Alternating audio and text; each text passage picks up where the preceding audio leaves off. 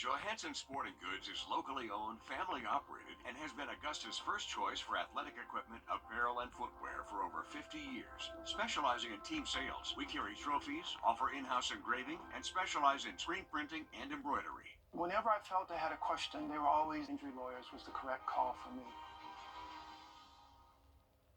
Thanks for watching News 12 on your side. Help us feed hungry children. Our goal is to feed 2 million meals to hungry children this year, and you can help us when you round up at Parker's Kitchen. We're going to match 25% of your donation. Live from Augusta, you're watching News 12 at 6 o'clock. A U.S. Army reservist is identified as the victim of a deadly shooting over the weekend at Fort Eisenhower. Good evening, and thanks for joining us. I'm Will Rio. And I'm Dana Halliburton. Authorities say Andre Stewart of Clarksville, Tennessee, was killed Saturday morning at on-post housing. This prompted a lockdown at the Army post and the arrest of a suspect. That suspect you see on your screen now identified as 25-year-old Natravian Landry from Abbeville, Louisiana. Hallie Turner is live in the newsroom for us with how court documents are shedding light on what police think happened that day. Hallie. Yeah, these documents allege Landry arrived on post at 4:45 Saturday morning for drill duty that ended at 7, giving him room for a break until 8 a.m. During his break Saturday morning, investigators say Landry was visiting the mother of his child, and when he got to the house at 7:15, he found Stewart and the woman inside. Moments later, a fight breaks out, sending chaos across the Army installation. Celestine James has called Fort Eisenhower home for the last 4 years, but she's never heard anything like she did 2 days ago. I was in bed and was awakened by the PA system with an announcement saying not to leave your dwelling. We were on lockdown. We're on lockdown. Active shooter, do not leave your dwelling. And it was like, whoa, what's going on? It was a shooting, leaving U.S. Army Sergeant Andre Stewart Jr. dead, putting post in high alert, issuing a lockdown, sending law enforcement on a mission, and confusion across the post. My children were asking me, Mom, what's going on? What's going on? And then you're immediately running around making sure that the doors and the windows, everything is secure. And you're looking out to make sure, okay, there's nobody out there, because you just didn't have a lot of information other than what we were receiving over the PA system every 15 to 20 minutes. Court documents say Andre Stewart was in a home with a woman when Landry arrived. In the documents, the woman tells investigators she turned towards Stewart and Landry shot him. A family member was visiting at the time and said Landry got into the house, went up the stairs, and hit Stewart with the gun, then shot him. That's when they say Landry took off. Post commanders issued a lockdown at 7:50, but 1 minute before the lockdown, Columbia County Dispatch issued this call to deputies at 7:49 Saturday morning. Patrol cars in the area of Gordon Highway at county lines. Be on the lookout for a black male wearing a military uniform, driving a black Toyota Camry. His shots fired on base. He left from gate 5, direction of travel unknown. Out of Central 0749. Military police were able to ping his cell phone and spot him on camera. Landry was arrested 3 hours later south of Atlanta. While post operations have returned to normal, James says emotions have not. And a lot of people are still kind of nervous because it's again, it hits close to home. Now, Landry is currently behind bars waiting on his next court hearing. For staying on top of this for us, Hallie, really since this weekend with a lot of new information coming down today with the identification out of the names. Yeah, and still more details to uncover here as he awaits his next court hearing. Hallie Turner live for us in our newsroom. Thanks again, Hallie. And it did actually warm up a little bit for us today once we did get rid of the clouds this afternoon. Warmed up to a high of 67 officially at Bushfield, a degree warmer over at Daniel Field after waking up in the mid-40s and having to deal with some early morning fog across a good portion of the region. Here's a look at our current temperatures across the southeast. You can still see this cold air damming happening closer towards the Appalachian Mountains. They're a few degrees cooler than us here locally, but 57 right now in Augusta, mid-60s still for places like Savannah and Charleston. We do have a weak front that's getting closer and closer to the region. Not not likely going to push through until we get to late Wednesday night. So since we're going to be ahead of the front the next couple of days, that means our temperatures are going to be running above average. So if you're heading out this evening, temps will be in the 50s at least around midnight, and then we'll eventually work our way down into the upper 40s. As temps continue to cool off tonight, we are worrying about the potential for more of that morning fog. So if you are going to be up late tonight and even around sunrise early tomorrow morning, we are expecting that visibility to be down below a half mile in many spots, especially north of the interstate. Temperatures will stay warm the next few days. We'll have a look at that full outlook in just about 10 minutes. Thanks, Riley. Broken headstones and uprooted trees exposing some graves. That's the reality inside Augusta city-owned cemeteries. The damage is so bad we can't show it all to you. It's all from Hurricane Helene, and since then, these cemeteries have been closed to the public. Your Sydney Hood joins us live in studio in Sydney. The process for cleaning these cemeteries is a very delicate thing. Well, what you see behind me, it's only a fraction of what city leaders are dealing with inside Augusta's city-owned cemeteries. That's including Magnolia, Cedar Grove, and Westview. Now, out of respect for families with loved ones buried at these cemeteries, we kept our distance. But leaders want you to know they are working to clean this up as delicately as they can. Beyond the gates at Magnolia Cemetery, the place looks anything but peaceful.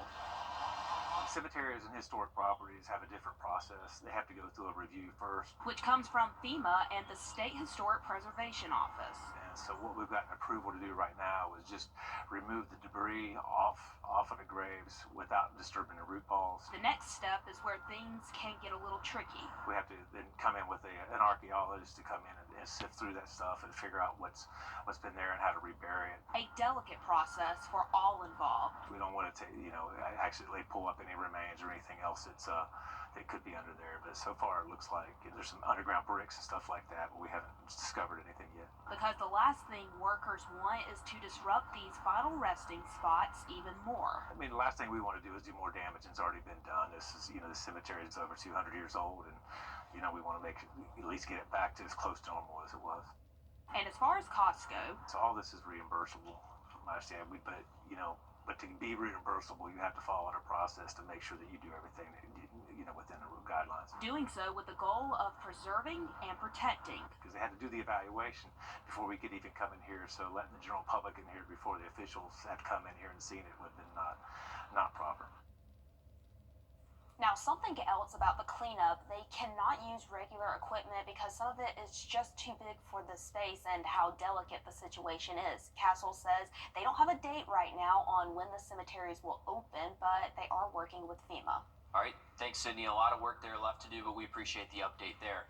Take a look at this. We sent the Sky 12 drone out to check out Columbia County's new and only hospital. Wellstar MCG tells us the hospital is ahead of schedule and it's more than halfway done. The end of construction is still a ways off, with the target being mid-2026. Interior framing and rough-ins are underway now. It'll be a 100-bed hospital with a level 2 trauma center and diagnostic imaging. Adjacent medical buildings will include primary care, women's health, and other specialties.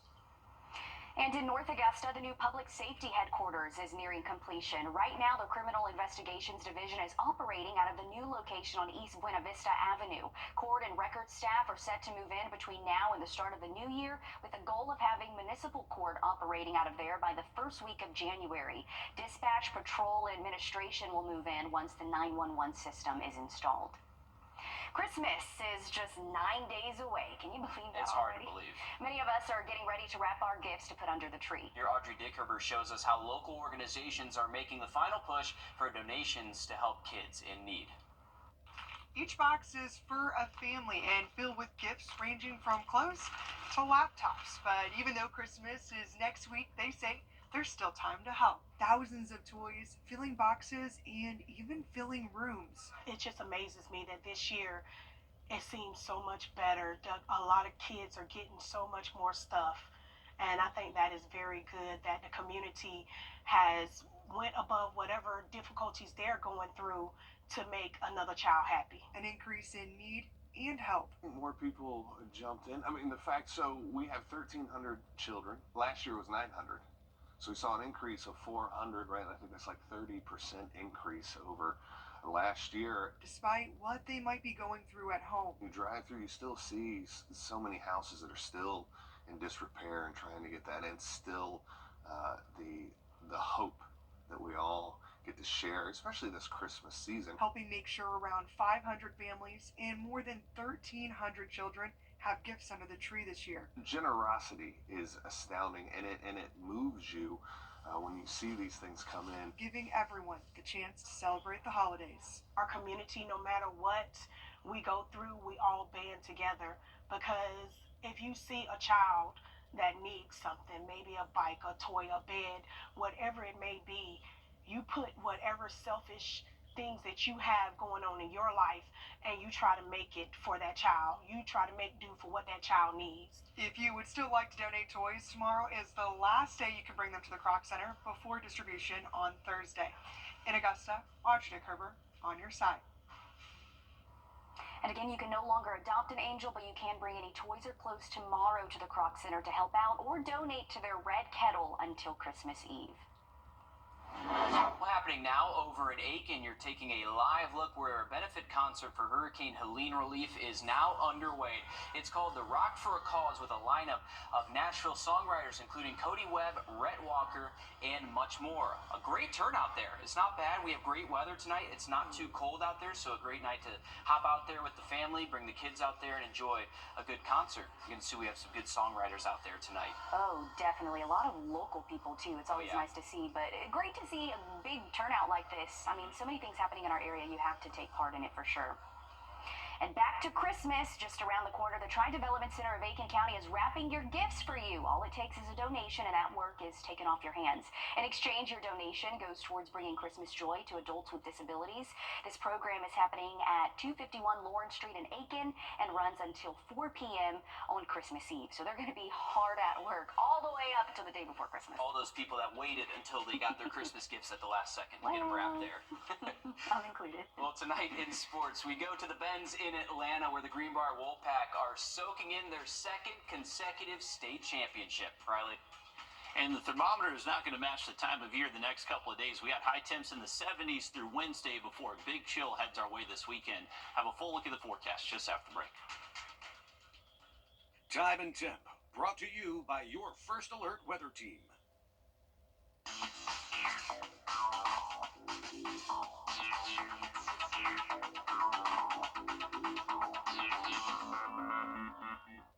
Do you currently have a Medicare supplement? If you've had it for a few years, you probably noticed the rates continue to rise. If you're in pretty decent health, there's a good chance we can get you that exact same coverage for a lot less. Give us a call or visit our website, RU64.com. George Sink Entry Lawyers, with 2 locations to serve you, Augusta and Evan. I'm Austin Jackson, and for me, keeping it local really matters. Like when you're hungry. It's tough to beat a great meal at your favorite local spot. Well, if you've been injured, keeping it local matters even more. You need a law firm with experience in our area's courtrooms and a track record you can trust. The CSRA has always been my home. People know my law firm for work in the community as well as for our life-changing results. That's local experience you can count on. If you've been injured, call Austin Jackson, the Augusta guy, 706-724-7224. Thanks for watching News 12 on your side. Do you currently have a Medicare supplement? If you've had it for a few years, you probably noticed the rates continue to rise. If you're in pretty decent health, there's a good chance we can get you that exact same coverage for a lot less. Give us a call or visit our website, RU64.com. Welcome back, folks. We have our studio camera pointed towards the state line. This is I-20 eastbound traveling away from us, and then westbound traveling towards us. Wanted to highlight this eastbound moving traffic. You can see a couple of cars there just on the left shoulder. They do have their hazards on, and it is backing up traffic here on this eastbound lane. So just a heads up if your travels take you that way. 62 degrees right now. Temperatures are going to stay in the 50s most of this evening, at least through midnight. Once we get towards tomorrow morning, we'll eventually get down into the upper 40s and low 50s. And as our temps continue continue to cool off tonight. We're worrying about some of this dense fog forming near the surface. So a heads up for that. If you're going to be up early around sunrise tomorrow morning, I would imagine fog is impacting a good portion of the CS area, especially north of I-20 up towards Clarks Hill. Appears to be where it will be at its worst. Throughout the day tomorrow, we'll stay in the 40s, have that early morning fog, but by the afternoon, should be able to see some sunshine out there, and high temps will actually work their way into the low 70s, so not a bad end to our Tuesday afternoon after having to deal with this fog early on. Wanted to show you just a zoomed-in view around Clarks Hill, so this is where we're expecting that fog to be at its densest early tomorrow morning. So around 4 a.m., we'll start to see visibility down below a half mile, and potentially even seeing this last several hours after sunrise tomorrow morning. So just a heads up, places like Washington, Lincolnton, McCormick, Mount Carmel, Parksville, all these spots potentially could have some very impactful weather to start off the day with just that low visibility, which can make those roadways dangerous. So make sure you're slowing down there. Our showers will be possible on Wednesday. That's really the only day we're looking at over the next 7 that has the potential maybe for some rain. I say maybe because it's definitely not a guarantee for everybody. If we do see rain Wednesday, less than a tenth or most likely less than a quarter of an inch for most spots. So once again, even if we do see rain Wednesday, it's not going to be super beneficial in the rain department. It looks like the heaviest rain will stay off the coast the next week and closer towards Tennessee and down into Arkansas and Texas. For us here locally, we're just passing by a few clouds late tonight. Early tomorrow morning, there's that dense fog with temperatures in the upper 40s where that fog is found. If you stay in the 50s, you'll most likely just be seeing that low cloud cover to start off the day.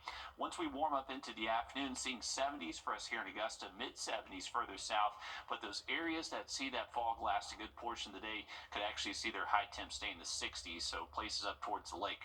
Once we get into Wednesday, this is our 20% chance for rain, so maybe a stray shower or two in a few spots. Most of us do look to stay dry Wednesday. Once we get past that front pushing through in the middle of the week, we are going to see our temperatures drop heading into the weekend. First day of wintertime Saturday, and it's going to feel like it with highs only in the 50s. Thanks, Riley. Starting January 1st, every South Carolina school is required to have bans on cell phones. We'll break down what you need to know coming up next. First Alert Radar, powered by Jim Hudson Automotive Group. Rebath, with you every step of the way. Call us or visit rebath.com and save $1,000 off your complete bathroom remodel.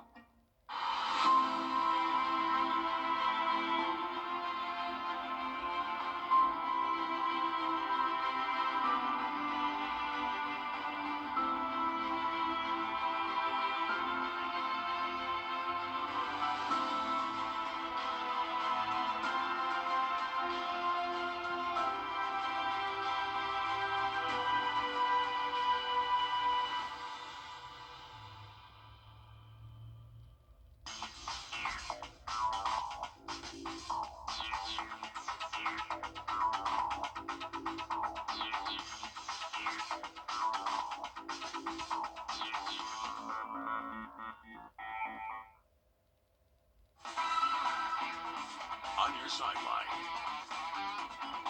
Greenbrier girls flag football has made history once again. They become the first team in our area to win back-to-back titles in the sport. Joe Doring takes us inside the Benz. After winning state last year, making it right back here to Mercedes-Benz Stadium was always in the cards for the Greenbrier girls varsity flag football team. The Pack caps off an unforgettable season with arguably their best performance of the year right here in the state final. Lifting a trophy after another clutch state championship performance. The Pack took a 6-0 lead over North Oconee going into the locker room, and they never looked back. Greenbrier's defense was the difference maker in this one, playing its best game of the season. Their preparation for tonight's game showed during the game. They were ready to play. We were confident, and man, that might have been the best we've ever played on defense. That was pretty fun to watch. The big story as the game winded down was Kenzie Horton. The senior quarterback went down with an elbow injury in the third quarter, but in dramatic fashion, she would come back in with less than a minute to go. The final pass of her career sails into the hands of the only other senior on this year's team, Maggie Pangle and Kinsey Horton put a bow on a storybook season. I didn't think we were going to do that, to be honest. I thought we were going to run it, but to be able to end on that and Maggie catching it as well, another senior, it was amazing. Honestly, I'm overwhelmed. It's a lot right now. It's going to set in later for sure on the bus ride back, and we're all going to feel it, but it's just amazing to be able to do it with a great team and great coaches. Greenbrier wins the state championship 18-0 over North Oconee, and it was Horton getting the honor of taking home the MVP award. These girls deserve it. We haven't let them have a whole lot of celebration the last couple weeks, so they're ready to cut loose. Greenbrier's girls flag football program has only been around since 2020, now having captured 2 straight state titles with a chance to make it 3 in a row next year. Reporting from Mercedes-Benz Stadium in Atlanta, Joseph Doring on your side. All right, thanks, Joe. Congrats to the Pack. And just to piggyback off of him, they are the second school since the sport's inception in 2020 to win back-to-back titles. Southeast Bullock was the first. Certainly, another big congratulations to those ladies. Really cool to see. It's impressive. When South Carolina students from kindergarten through high school return from their winter break, a big change will greet many of them. Starting in January, every public school district in the state is required to start implementing a student cell phone ban if they haven't already. That's when Aiken County's cell phone ban goes into effect as well. State House reporter Mary Green explains what led to this and what happened in one district that experimented with its own cell phone policy. Earlier this year, lawmakers here at the State House directed school districts to craft and enact a student cell phone policy by January at the latest. But months before that directive came down from the legislature, Rock Hill Schools put its own policy in place and says it's worked. Our educators were giving the feedback to our superintendent and our school board members that the cell phones were a real distraction in the classroom. So starting in August of 2023, Rock Hill Schools told students from the morning bell to the afternoon dismissal bell, their phones had to be turned off and put away. There was that angst, that anxiety, and feelings of dismay over change. But once we really got it rolling, it was fine. Rock Hill's policy is essentially the rule students across South Carolina will have to follow starting in January. No access to devices during the school day. That includes cell phones, smartwatches, tablets, and gaming devices, with very limited exceptions like permission for use in learning. What we know we're doing here is giving students the freedom to focus. It's the gift of focus as opposed to something that we're taking away. Some school districts might opt for even stricter measures or put their own restrictions on students having their phones on buses or at after-school activities. They're also allowed to decide what the consequences are for students who break the rule. We've encouraged districts all along to try to look at policies that remove the phone from the situation and not the student from the classroom. And so we're going to take a very close look at evaluating implementation and be able to make additional recommendations to districts to fine-tune their policies after that. With their policy now in place for 3 semesters, Rock Hill says it sparked changes in behavior. Now you go out to one of our high schools during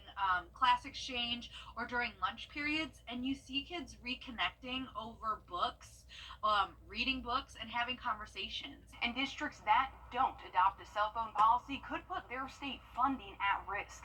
Superintendent Weaver says the Department of Education will be in communication with both districts and with teachers in the months ahead to ensure these policies are actually being enforced. Reporting from the State House, I'm Mary Green. Under the state's model policy, exceptions would be allowed for students with IEPs and medical plans if the device is needed for medical or educational purposes. Riley? Well, temperatures are going to stay above average the next couple of days, but by late this weekend and heading into Christmas week, the 20s are making a quick return. Have another look at that 7-day just after the break. Your safety comes first with the First Alert Radar Network. First just got faster. Proudly sponsors Sounds of the Season, airing this Christmas on News 12 and 26. Well, for the next couple of days, we are going to keep our temperatures above average. The one thing we do have to worry about is morning fog early tomorrow morning and most likely again early Wednesday morning. There is a low chance for maybe a quick few showers throughout the region Wednesday, mainly into the afternoon, early evening. Doesn't look to be a washout, though. I'd imagine we're just kind of cloudy and warm throughout the day on Wednesday. Once we get later into the week, all this cold air well north of us is going to try to make its way further south and should be showing up as we head into the weekend. So as we get towards Saturday and Sunday, Sunday, we'll start to see this dip in our jet stream bring down some much cooler air that will drop our temperatures Saturday, Sunday, and even into early next week, to where our high temperatures will only top out into the 40s as we close out this weekend. Here's a look at that 7-day for you. 70s for today, or for tomorrow and Wednesday, and then much cooler as we head towards Christmas next week. Okay, roller coaster weather. Thanks, Riley. We're back live on 26 News at 7. And for News 12 at 10 and 11.